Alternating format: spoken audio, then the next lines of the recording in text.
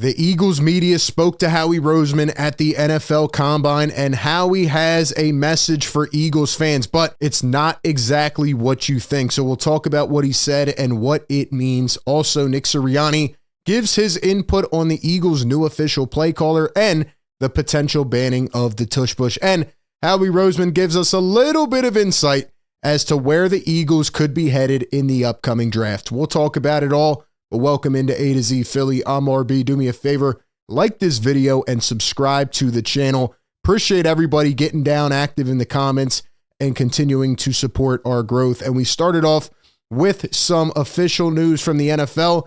The salary cap has been set. It is going to be at $279.2 million, an increase of $23.8 million from last year. And all that speaks to is, hey, Howie Roseman, we have a lot more to work with for you this year, and Howie Roseman might have a damn field day, but nonetheless, the good teams that know how to manage the cap and know how to, move around money on the back end of these deals, things like that, are going to have a really good time with this new salary cap. It just speaks to the league as a whole, and in addition to that, the NFL also announces that as it relates to first downs this upcoming season, their plan is to put an electronic system in that will measure first downs into motion this season. The chain crew would remain on the sideline as a backup. So we're starting to see a lot more automation.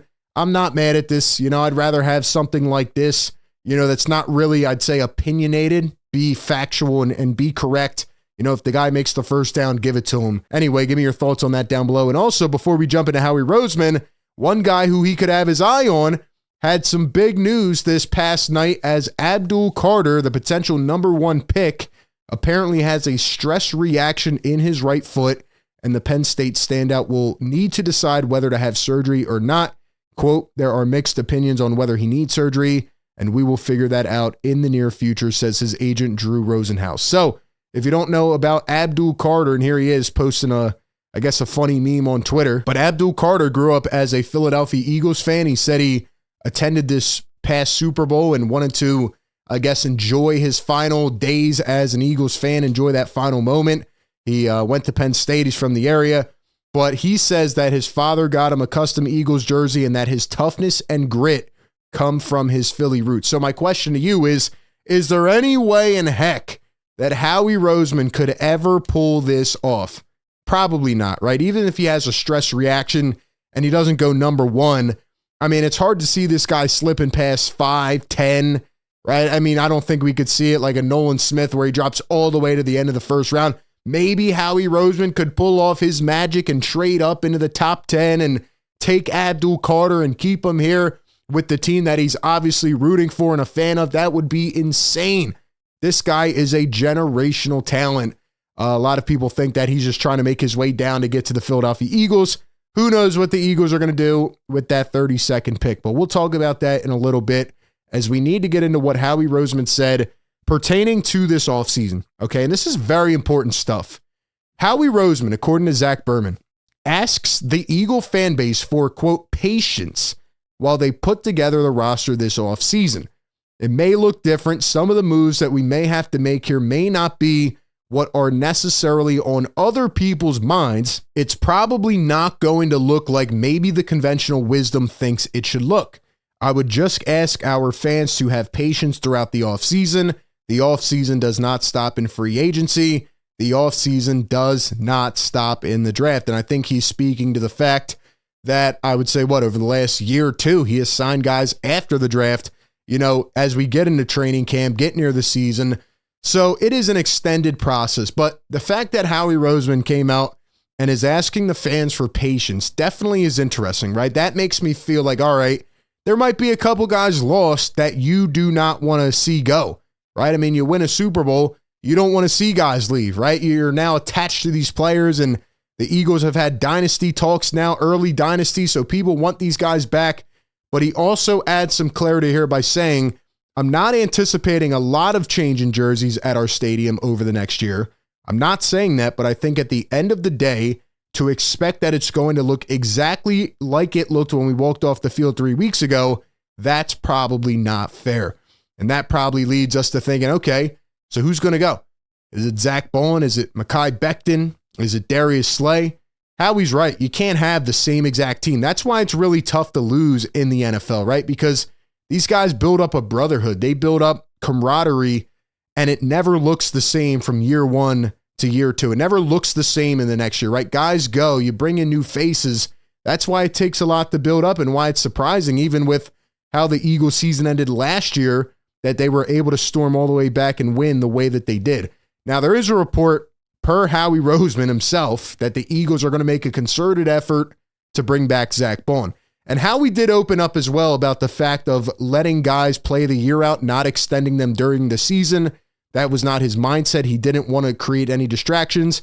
And I'm perfectly okay with that, right? Don't pay one guy, not pay the other. That's fine. But here's what I will say, Howie. As it relates to Zack Baun, let him go out, explore the market, see what his, price is. But you have to bring him back. And I've talked about this relentlessly, but the Eagles have had a lot of trouble finding that key linebacker, that commander, that leader of the defense. And not only did Zack Baun come in here and have one of the greatest comeback stories ever, but he was damn good. Like, he served so many roles for this team. He's such a likable guy, and he is such a good player. He did so many things. He filled so many holes for this defense. Zack Baun has to be back. I don't care how much it is. And lastly, Howie elaborates on his strategy even more, saying, quote, "We have a lot of guys in their prime, in their careers under long-term contracts in the 26, 27, 28-year-old range. We have to make sure to keep this window open as long as possible. The most important season, this one, is coming up." So I think when Howie Roseman is kind of issuing this warning to Eagle fans saying, hey, don't expect me to go out here and do what I did last year, right? Don't expect me to come out and boom, free agency opens. I signed Saquon, CJ Gardner-Johnson, boom, boom, boom, 20 moves back to back. He's saying, be patient. We have a lot of the cornerstones in play here, and that's a credit to the drafting, the guys that we've brought into the building.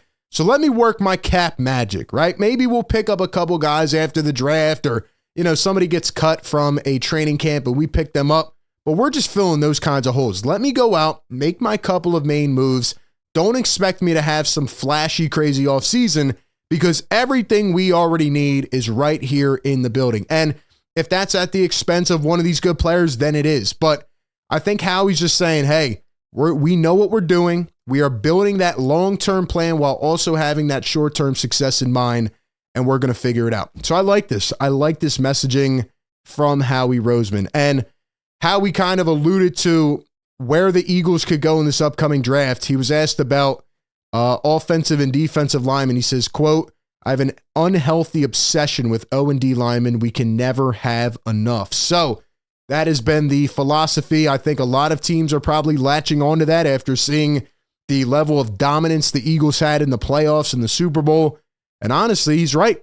Build from the front out. And the Eagles have constant success. They continue to, cycle guys in. They become all pros and Pro Bowlers, and that's what they do. Sometimes they get paid, and other times they're here to stay. So I think the Eagles are absolutely going to go into the draft a couple big linemen, even if they have to wait for a couple years until they get their opportunity. And I think that's the smart way to go. Nick Sirianni talked about the potential Tush Push ban.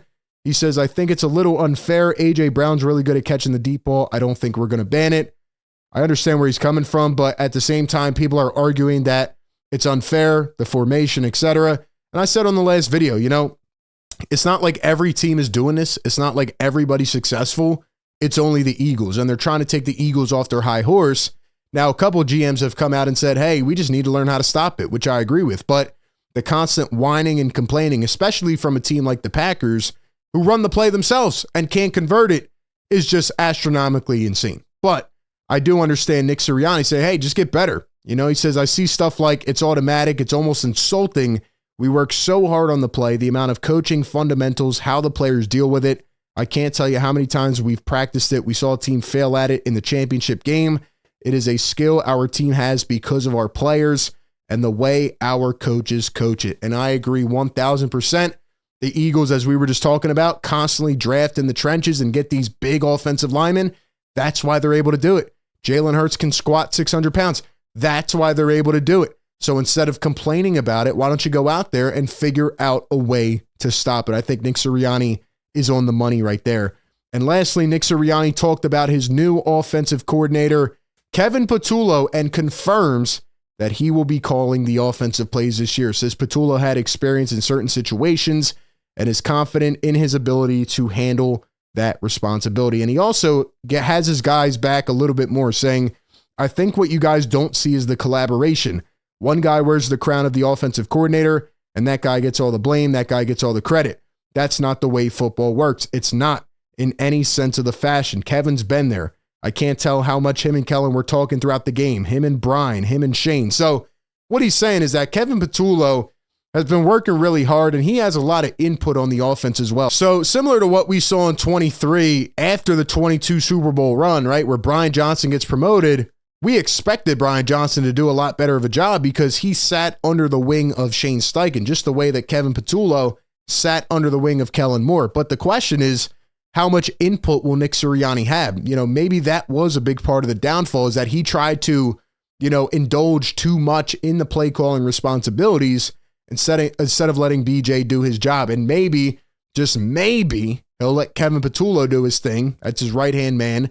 And he'll come out here and be able to replicate the strategy that Kellen Moore implemented last season. And that's what he needs to do, right? I mean, now you have the formula. Like, the Eagles won the Super Bowl. They dominated from head to toe, from top to bottom, from the first possession to the last. And now all you have to do is find a way to replicate it. And you have most of the same weapons. So, in my opinion, Kevin Patullo should be able to come right in here and slide right in and do a similar job to what Kellen Moore did. So, we'll see how it plays out. It's nice that Nick Sirianni has this much confidence in him, but we also have to see it in its actual self on the field. So we'll see how that plays out. But give me your thoughts down below. What are your expectations for the Eagles in the draft in the upcoming months? What do you want to see them do? Give me all your thoughts down below. And as always, appreciate everybody for tapping in. Be sure to like, comment, and subscribe, and I'll catch you on the next one.